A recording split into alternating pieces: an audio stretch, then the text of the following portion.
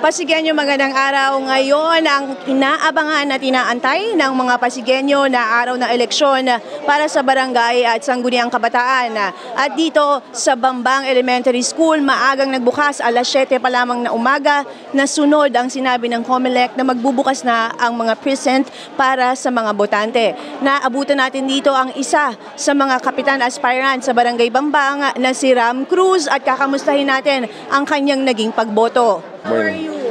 Okay naman, okay. Kamusta ang ating naging pagboto? Mabilis naman, mabilis.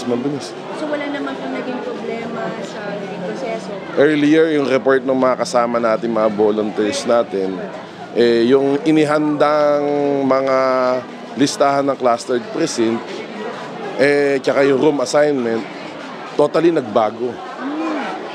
Ngayon, nagkakaroon tayo ng ugnayan sa principal's office, sa chairman, para alamin kung ano ang nangyari. Hanggang ngayon, sa dami ng tao, hindi pa rin kami nakakausap. So, ibig sabihin po nito ay yung mga nakalista dito na may precinct number, hindi nasunod? Hindi po nasunod yung room assignment ng per clustered precinct. Doon sa inihanda nilang plano para tignan ng tao. Kaya ang tao medyo nagkakaroon ng konting kaguluhan. Kasi tinitignan nila yung assigned room per clustered. Pupunta sila, tapos pagpunta nila sa room, ibang presinto yun nandun. Ano daw po magiging action? Wala pa tayong update? Wala po, masyadong busy pa yung principal's office. Hindi natin malaman pa ang sagot nila. Pero patuloy tayo nakikipag-ugnayan para malaman kung bakit. After nito, ano munang gagawin? Pahinga muna? Opo, hindi pa ako nag-aalmusal Mensahe po para sa mga taga-barangay. Boto po tayo ng maaga hanggat bukas na bukas at madali pang bumoto. Kasi medyo may kaguluhan para makaboto po tayo ng maayos at mahanap natin agad-agad. Kasi yung iba, baka mamaya sa inis, baka hindi na bumoto, sayang naman. Oo, dapat kailangan gamitin ng karapatan para bumoto. Tama. Yan po ang kailangan natin. Sayang yung pagkakataon nating bumoto, kaya bumoto po tayo ng maaga. Okay po, may gusto ka pang idagdag ka? Wala naman. Sige po, ingat. Mamaya na alas 3 sa bilangan. Gandang umaga po. Thank you so much.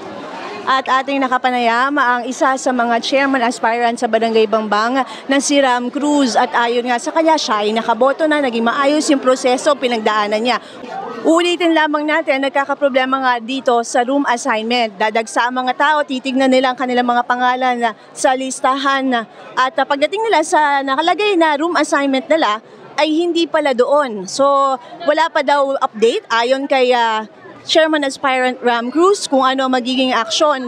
Dito sa Barangay Bambang ay nasa 14,000, mahigit 14,000 katao ang botante.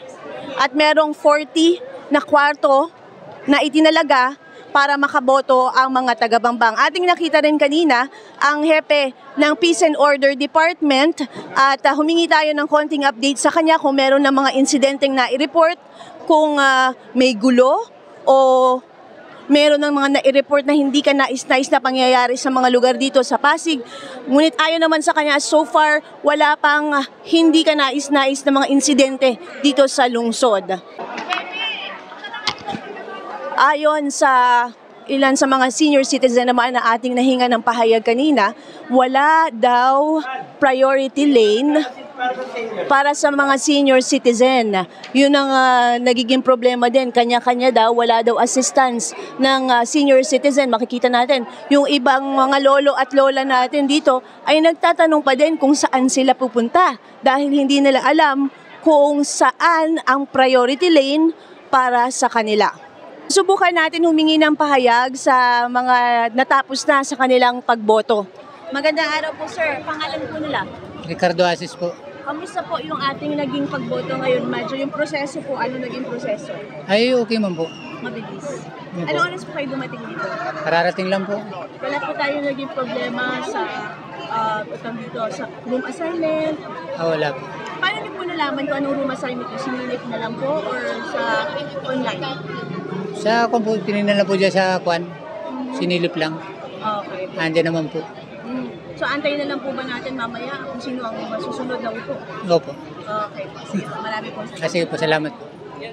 At ating nakapanayamang isa sa mga taga dito sa Bambang at ayon naman sa kanya ay wala namang naging problema, mabilis ang naging proseso para sa kanyang pagboto. Ilan sa mga hakbang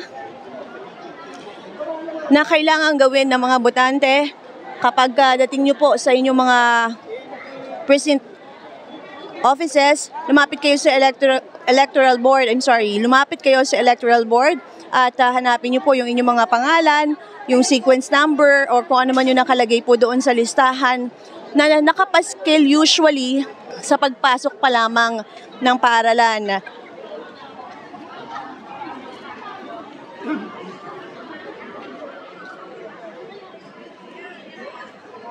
Paalala din po sa mga bolante na magdala ng inyong mga ID dahil hahanapin po iyan. Pag-alaman din natin na merong mga iba pa pong departamento o ahensya o grupo na tumutulong para maasistahan ang mga senior citizen at PWD dito at lahat na rin po ng mga voters na nagkakaproblema kagaya nga nung iba na wala yung kanilang pangalan sa listahan.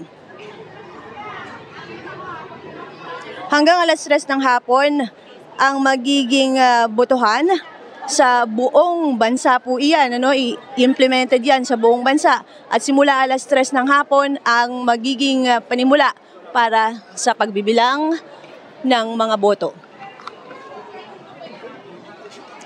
Yan na muna ang ating ihahatid na balita sa mga oras na ito mula dito sa Bambang Elementary School. Ako si Luan Peñano para sa latest ng iNews Pasig.